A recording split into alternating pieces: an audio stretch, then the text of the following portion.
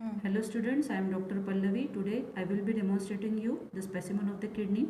Kidneys are the pair of the excretory organ that are located on the posterior abdominal wall, one on either side of the vertebral column. It is occupying the four quadrants of the abdominal region, that is umbilical, that is epigastric, umbilical, lumbar and the hypogastric region. The vertical extent of the kidney is from upper border of the 12th thoracic vertebra to the center of the third lumbar vertebra. The right kidney is located somewhat at a lower level as compared to the left one because of the presence of the liver. The left kidney, it is slightly longer and narrower in appearance. The dimensions of the kidney, these are 11 by 6 by 3 centimeter, that is 11 centimeter in length, 6 centimeter in thickness and 6 centimeter in breadth and 3 centimeter in thickness. In males it weighs about 150 gram, whereas in females it weighs near about 135 gram in females. So it is a reddish brown colored organ situated directly on the posterior abdominal wall. We will see the presenting parts of the each kidney in detail. To know the site determination of the kidney, first we have to see the structures that are present at the hilum of the kidney. At the medial border, this concave part is nothing but the hilum of the kidney. The structures arranged from anterior side to posterior side, these are renal vein, then the renal artery. This is the renal artery that I am holding, and this one is the renal pelvis. Renal pelvis is the upper expanded part of the ureter. So this is the renal vein, the renal artery and the renal pelvis. So this will be the anterior surface because the vein is present the first part, and the renal pelvis where the ureter is present, that will be the posterior surface. How to identify the poles of the kidney then? The renal ureter it is directed downward. So this will be the lower pole and this will be the upper pole. So by looking at this, the upper pole is slightly broader in appearance and the lower pole it is pointed in appearance. So this kidney belongs to the right side because the structure present at the hilum are renal vein, renal artery and the renal pelvis from anterior side to the posterior side. The upper pole of the kidney is present somewhat medially as compared to the lower pole. The long axis of the kidney, it is directed downward, forward and laterally. Because of this, the upper pole is present somewhat nearer to the median plane. The transverse axis of the kidney, it is directed backward and laterally again. Because of this, the hilum, it is facing anteromedially.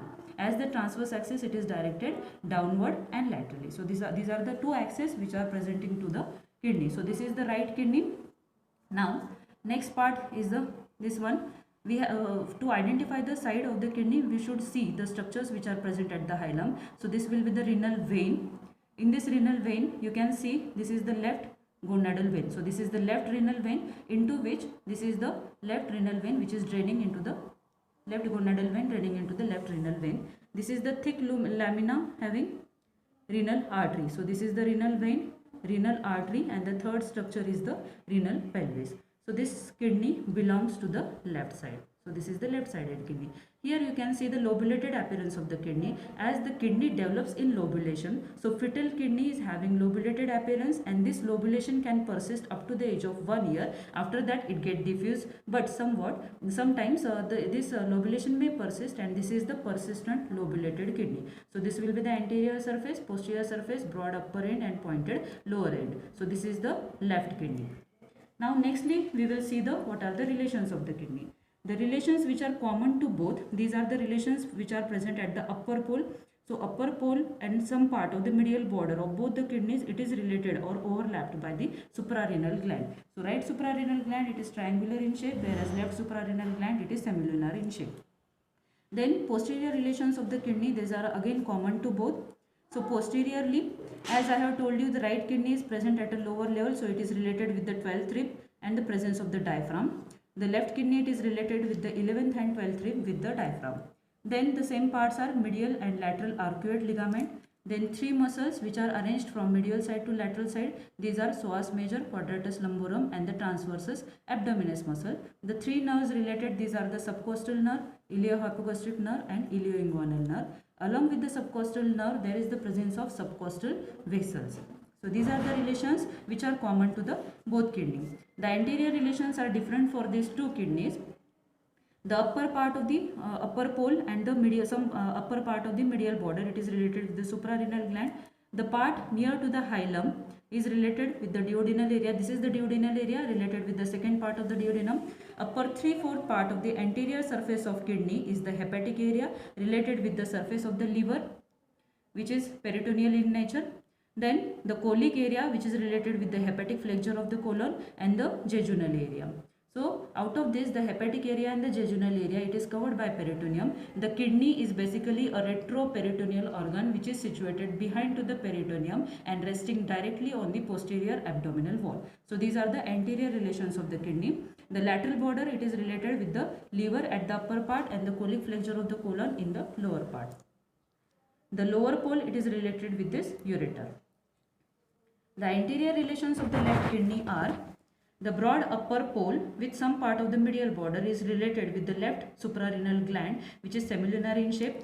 The upper 2/3 part of this lateral border of the left kidney is the splenic area, which is related with the renal impression of the spleen. A triangular area present in between this suprarenal area and the splenic area, this is the gastric area. At the junction, so this gastric area is related with the posterior inferior surface of the stomach. The junction between the gastric area and the splenic area is related with the lieno-renal ligament. The broad strip present on the anterior surface, it is related with the pancreatic area and overlapped by the pancreas and the splenic vessels. Then there is the large colic area, small colic area, which is related with the splenic flexure of colon, and the large jejunal area, which is related with the coils of the jejunum. So these are the anterior relations of the kidney, out of which the splenic area, the gastric area and the jejunal area, these are covered by the peritoneum and rest are non-peritoneal in nature. Then nextly, so we have seen the two relations of the two surfaces along with the upper poles of the kidney. Now if we cut the kidney along the lateral border, so we will have a coronal section of the kidney. So this is the coronal section of kidney. With the help of naked eye, we can see, clear cut see the two areas. The outer reddish brown is the cortex and the inner pale is the medulla. The medulla is consisting of conical masses. These are the conical masses which are called as renal pyramids. The renal pyramid, it is having apex or apices. These are called as renal papillae, and these are the bases of the renal pyramid. So near about 8 to 10 some conical masses are present which are called as renal pyramids. So this is the renal pyramid with the renal papilla, and this is the base. The cortex, it is divisible into again two parts. The cortical arches which overlap this renal pyramid, this is the cortical arch, and the inner dipped area, it is called as the renal column. So renal column and the cortical arches, this is called as these are the parts of the cortex. So the renal pyramid along with the cortical arch is nothing but one lobe of kidney. So that is one lobe of kidney. This renal papillae, which is nothing but the apex of the renal pyramid, these are indented by this minor calyces. So here you can see the minor calyces. All these are the minor calyces being indented by this renal pyramid. So renal sinus, it is a space that is extended into the kidney from the hilum. So this is the hilum where I am passing the forceps, hilum, and these are the extensions into the kidney from the hilum. This is nothing but the renal sinus. So this part is the renal sinus, which is divided into 2 to 3 major calyces, which further divided into 7 to 8 minor calyces being indented by the renal papillae. So this is the coronal section of the kidney. Thank you.